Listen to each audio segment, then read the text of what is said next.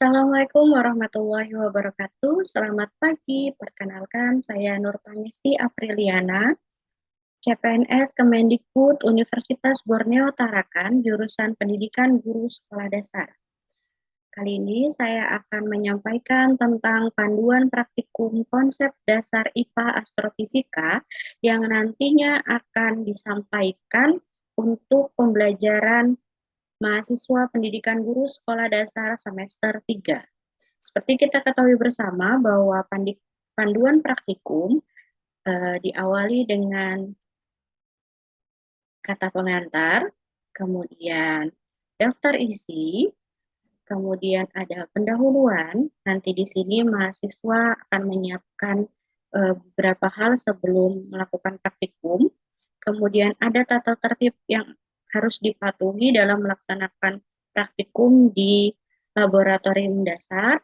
Kemudian ada kartu kontrol praktikum yang difungsikan untuk mengetahui praktikum mana yang sudah dilakukan oleh mahasiswa, kapan berlangsungnya, dan ditandatangani oleh laboratorium dasar. Sebelumnya, sebelum memasukin praktikum, mahasiswa terlebih dahulu akan dijelaskan tentang teori dasar-dasar yang mendukung tentang praktikum yang akan mereka lakukan. Seperti itu. Di sini di praktikum 1 tentang besaran daun pengukuran. Sebelumnya di teori dasar ada tentang besaran yang dijelaskan, ada 2 besaran yaitu besaran pokok dan besaran turunan. Lalu mereka masuk ke dalam alat pengukuran. Nah, di sini yang akan kita bahas lebih lanjut adalah tentang besaran panjang. Jadi di sini ada 3 alat ukur yang akan mereka lakukan percobaan dalam praktikum nanti. Ada mistar atau biasa dikenal dengan penggaris, kemudian ada jangka sorong dan mikrometer. Nah, di sini di lembar teori selanjutnya dijelaskan secara sederhana atau secara singkat penggunaan-penggunaan atau jenis alat ukur tersebut. Setelah itu, baru mereka masuk ke praktikum pertama, di mana mereka harus menyiapkan bahan percobaannya atau objek percobaannya.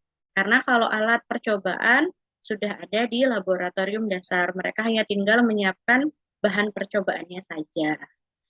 Setelah mereka melakukan percobaan, jadi di objek ini masing-masing seperti kelereng. Kelereng semua yang akan dilakukan percobaan atau praktikum di pertama. Mistar kelereng diukur dengan mistar, kelereng diukur dengan jangka sorong, kelereng diukur dengan mikrometer. Jadi ada 4. Setelah itu, setelah mereka selesai melakukan percobaan atau pengukuran, mereka baru membuat sistematika laporan praktikum. Di sini ada judul percobaannya, kemudian untuk apa percobaan itu dilakukan atau tujuannya, alat dan bahan tadi dilampirkan kembali, landasan teori mereka nanti harus mencari beberapa referensi untuk menguatkan teori yang mereka dapat dari hasil percobaan, kemudian hasil pengamatannya bagaimana, pembahasan, mereka boleh membahasnya, kemudian ada kesimpulan daftar pustaka. Nah, di yang J dan K, kesulitan yang dialami atau saran dan masukan bisa mereka lampirkan untuk digunakan untuk perbaikan di laboratorium, kemudian foto atau video praktikum untuk menguatkan bahwa mereka melakukan praktikum. Itu. Selanjutnya di praktikum yang kedua, mereka akan membahas tentang pesawat sederhana. Di sini dijelaskan di teori dasarnya ada beberapa jenis pesawat sederhana. Ada penguat, pengungkit, atau tuas, ada bidang miring, ada katrol, ada roda berporos. Terus apa sih keuntungannya pesawat sederhana itu? Nah, di sini juga sudah dijelaskan. Kemudian di sini mereka praktikumnya di yang soal keempat, karena sebelum itu mereka harus menjelaskan dulu di 3 jenis tuas, karena tadi kan ada 3 jenis tuas. Nah, di teori mereka jawab dulu, kemudian barulah ada di soal kelima, yaitu mereka harus membuat video pesawat sederhana yang mudah menurut mereka. Jadi mereka akan melakukan prakteknya di laboratorium dasar seperti itu. Sama sistematika laporannya tadi seperti praktikum yang pertama.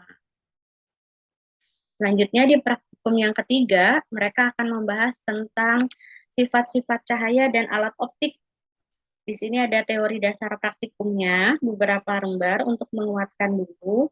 Kemudian habis itu, setelah itu, mereka melakukan, nah di praktikum ketiga ini karena praktikum penutup, mereka melakukan 2 kegiatan praktikum, yang di mana langkah pertamanya mereka melakukan pengamatan terlebih dahulu, terus yang kedua mereka membuat. Jadi setelah itu baru mereka membuat laporan praktikum di akhir. Itu. Baik,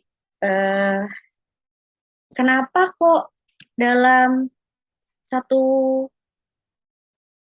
mata kuliah hanya 3 praktikum? Karena tidak semua capaian pembelajaran dinilainya dari praktikum. Ada beberapa pembelajaran atau capaian pembelajaran lain tidak harus melakukan praktikum seperti itu.